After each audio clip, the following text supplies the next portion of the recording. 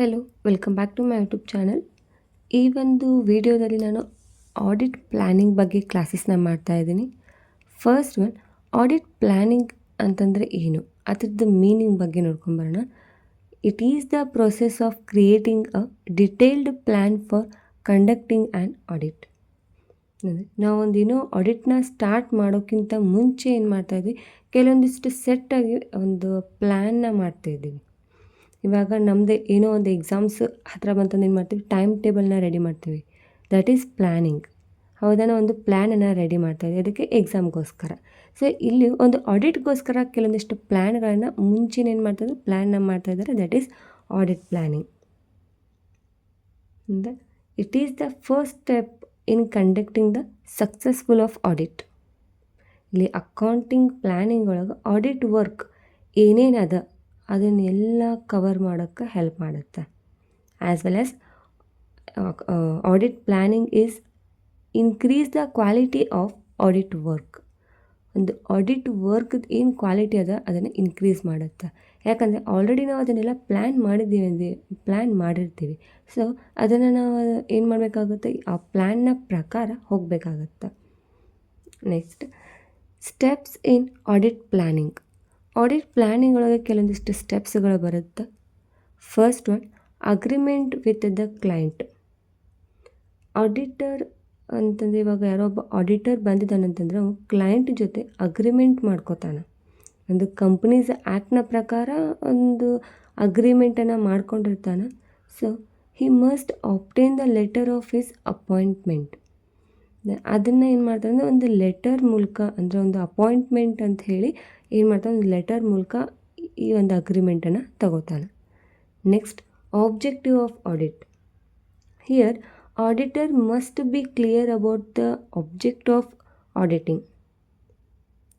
For example, statutory auditor, he has to express an opinion on the truth and fair of the financial statement. ಇವಾಗ ಆಡಿಟರಾಗಿ ಬಂದಿದ್ದೀನಿ ಅಂದರೆ ನಂದು ಕೆಲಸ ಏನೇನದ, ನಂದು main object ಏನದ. ನಾನಿವಾಗ ಆಡಿಟರಾಗಿ ಬಂದಿದ್ದೀನಿ ಅಂತಂದ್ರೆ ಆ ಆಡಿಟರಾಗಿ ನಾನು ಯಾವ್ಯಾವ್ದು ವರ್ಕ್ ಮೇಲೆ ಫೋಕಸ್ನ ಮಾಡಬೇಕು ಅನ್ನೋದ್ರ ಬಗ್ಗೆ ಕಂಪ್ಲೀಟ್ ಇನ್ಫಾರ್ಮೇಷನ್ಸ್ ಅವನಿಗೆ ಗೊತ್ತಿರಬೇಕು. ಸೊ ಅದನ್ನು ನಾವು ಆ ಬೇಸ್ ಮೇಲೆ ಒಂದು ಪ್ಲ್ಯಾನನ್ನು ರೆಡಿ ಮಾಡಬೇಕಾಗುತ್ತೆ. Next, ascertain the scope of audit work. ಒಂದು ಆಬ್ಜೆಕ್ಟಿವ್ ಬಗ್ಗೆ ಕ್ಲಿಯರ್ ಆಯಿತು ಅಂತಂದರೆ ಅದನ್ನು ಬೇಸಾಗಿಟ್ಕೊಂಡು ನೆಕ್ಸ್ಟ್ ಅವನ ವರ್ಕ್ನ ಮೇಲೆ ಒಂದು ಪ್ಲ್ಯಾನನ್ನು ರೆಡಿ ಮಾಡಬೇಕಾಗತ್ತೆ.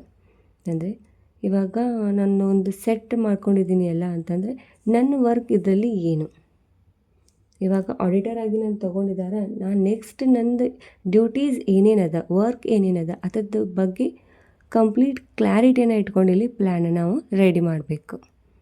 Next, knowledge of the clients business. ಇವಾಗ ಕ್ಲೈಂಟ್ಸಿಂದ ಅಂತಂದರೆ ನಮ್ಗೆ ಮ್ಯಾನೇಜರ್ ಅವ್ರ ಡೈರೆಕ್ಟರ್ಸ್ ನಮ್ಮನ್ನು ಯಾರು ಅಪಾಯಿಂಟ್ ಮಾಡ್ಕೊಂಡಿರ್ತಾರೆ ಅಂದರೆ ಆಡಿಟರ್ನ ಯಾರು ಅಪಾಯಿಂಟ್ ಮಾಡ್ಕೊಂಡಿರ್ತಾರೋ ಅವ ಕ್ಲೈಂಟ್ಸ್ ಆಗಿರ್ತಾನೆ ಇಲ್ಲಿ. ಸೊ ಇದು ಮೇನ್ ಇಂಪಾರ್ಟೆಂಟ್. ಕ್ಲೈಂಟ್ಸ್ ಬಿಸ್ನೆಸ್ ಬಗ್ಗೆ ನಾಲೆಜ್ ಇರಬೇಕಾಗುತ್ತೆ. ಯಾಕಂತಂದ್ರೆ ಒಂದು ಇವೆಂಟ್ಸ್ ಬಗ್ಗೆ ಅವ್ರ ಟ್ರಾನ್ಸಾಕ್ಷನ್ಸ್ ಬಗ್ಗೆ ಒಂದು ಜಡ್ಜ್ಮೆಂಟನ್ನು ನೀಡೋಕೆ ಏನಾಗುತ್ತೆ ಅಂದರೆ ಇದು ಹೆಲ್ಪ್ ಆಗುತ್ತೆ. ಇಲ್ಲಿ ಕೆಲವೊಂದಿಷ್ಟು ಸ್ಟೇಟ್ಮೆಂಟ್ಗಳನ್ನು ಆಡಿಟರ್ ಚೆಕ್ ಮಾಡ್ಕೋಬೇಕಾಗುತ್ತೆ, ಅದ್ರ ಬಗ್ಗೆ ಅದ್ರದ್ದು ನಾಲೆಜನ್ನು ತಿಳ್ಕೊಬೇಕಾಗುತ್ತೆ. For example, clients annual report to shareholders, internal financial management reports, as well as previous year audit working papers. Some ಆಸ್ಪೆಕ್ಟ್ಸ್ಗಳು ಬರುತ್ತೆ, ಅದನ್ನೆಲ್ಲ ಫೋಕಸ್ ಮಾಡಬೇಕಾಗುತ್ತೆ auditor. Fifth one, knowledge of accounting system in use. ಅಂತಂದರೆ ಒಂದು books of accounts ಆಗಿರ್ಬೋದು, records ಆಗಿರ್ಬೋದು, ಯಾವ ರೀತಿ ಮೇಂಟೈನ್ ಮಾಡಿದ್ದಾರೆ ಅನ್ನೋದು ಅದ್ರ ನಾಲೆಜ್ ಇರಬೇಕಾಗುತ್ತೆ. Because different enterprises follows different type of or different system of accounting methods, accounting systems. Is it? ಹೌದಲ್ಲ, ಎಲ್ಲ ಒಂದು ಕಂಪ್ನಿ ಬೇರೆ ಬೇರೆ ಅಕೌಂಟಿಂಗ್ ಮೆಥಡ್ಸ್, ಅಕೌಂಟಿಂಗ್ ಸಿಸ್ಟಮನ್ನು ಫಾಲೋ ಮಾಡುತ್ತೆ. ಒಂದು ಕಂಪ್ನಿ ಒಂದೇ ಥರ ಅಕೌಂಟಿಂಗ್ ಸಿಸ್ಟಮನ್ನು ಮೇಂಟೈನ್ ಮಾಡೋದಿಲ್ಲ. ಹೌದಾ? ಹಾಗಾದರೆ ಇವಾಗ ಈ ಒಬ್ಬ ಆಡಿಟರ್ ಯಾವ ಕಂಪ್ನಿಗೆ ಹೋಗಿದ್ದಾನೋ, ಯಾವ ಆರ್ಗನೈಜೇಷನ್ಗೆ ಹೋಗಿದ್ದಾನೋ, ಅಲ್ಲಿ ಯಾವ ಸಿಸ್ಟಮನ್ನು ಮೇಂಟೈನ್ ಮಾಡ್ತಾ ಇದ್ದಾರೆ, ಯಾವ ಅಕೌಂಟಿಂಗ್ ಮೆಥಡನ್ನು ಮೇಂಟೈನ್ ಮಾಡ್ತಿದ್ದಾರೆ ಅನ್ನೋ ನಾಲೆಜ್ ಇರಬೇಕಾಗತ್ತೆ. ಅದ್ರ ಜೊತೆ ಇಂಟರ್ನಲ್ ಕಂಟ್ರೋಲ್ ಸಿಸ್ಟಮನ್ನು ಎಂಕ್ವೈರ್ ಮಾಡಬೇಕಾಗತ್ತೆ. ಅಲ್ಲಿ ಏನಾದರೂ ಮಿಸ್ಟೇಕ್ಸ್ ಕಂಡು ಬಂದ್ರೆ, ಅಲ್ಲೇನಾದರೂ ಎರರ್ಸ್ ಆರ್ ಫ್ರಾಡ್ಸ್ ಅನ್ನೋಗಳನ್ನ ಕಂಡು ಬಂದ್ರೆ ಅದನ್ನು ಪಾಯಿಂಟ್ ಔಟ್ ಮಾಡಿ ಕ್ಲೈಂಟ್ಸ್ ಅಂತಂದರೆ ಅವರು ಓನರ್ ಹತ್ರ ಅದನ್ನು ಆ ವಿಚಾರವನ್ನು ಹೇಳಬೇಕಾಗತ್ತೆ. Next, information about clients staff ಅಂತಂದರೆ ಇಲ್ಲಿ ಅಲ್ಲಿ ಇವಾಗ ವರ್ಕ್ ಮಾಡೋವಂಥದ್ದಲ್ಲಿ ಯಾರ್ಯಾರ್ದು ಸ್ಟಾಫ್ ಅದಾರ ಅದನ್ನೆಲ್ಲ ಲಿಸ್ಟನ್ನು ತೊಗೋಬೇಕಾಗತ್ತೆ. ಅದ್ರ ಜೊತೆ ಆ ಒಂದು ಆರ್ಗನೈಜೇಷನ್ ಚಾರ್ಟ್ ಆ್ಯಂಡ್ ಲಿಸ್ಟ್ ಬಗ್ಗೆ ಕ್ರಾಸ್ ಚೆಕ್ ಮಾಡಬೇಕಾಗತ್ತೆ. ಕ್ರಾಸ್ ಚೆಕ್ ಮಾಡಿ ಇನ್ಫಾರ್ಮೇಷನ್ಸನ್ನು ಕಲೆಕ್ಟ್ ಮಾಡಬೇಕಾಗತ್ತೆ. ಇದಷ್ಟು steps in audit planning, 6 steps.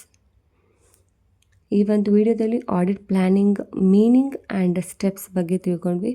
I hope ನಿಮ್ಗೆ ಈ ವಿಡಿಯೋ ಅಂಡರ್ಸ್ಟ್ಯಾಂಡ್ ಆಗಿದೆ ಅಂತ ಅನ್ಕೋತೀನಿ. Thanks for watching.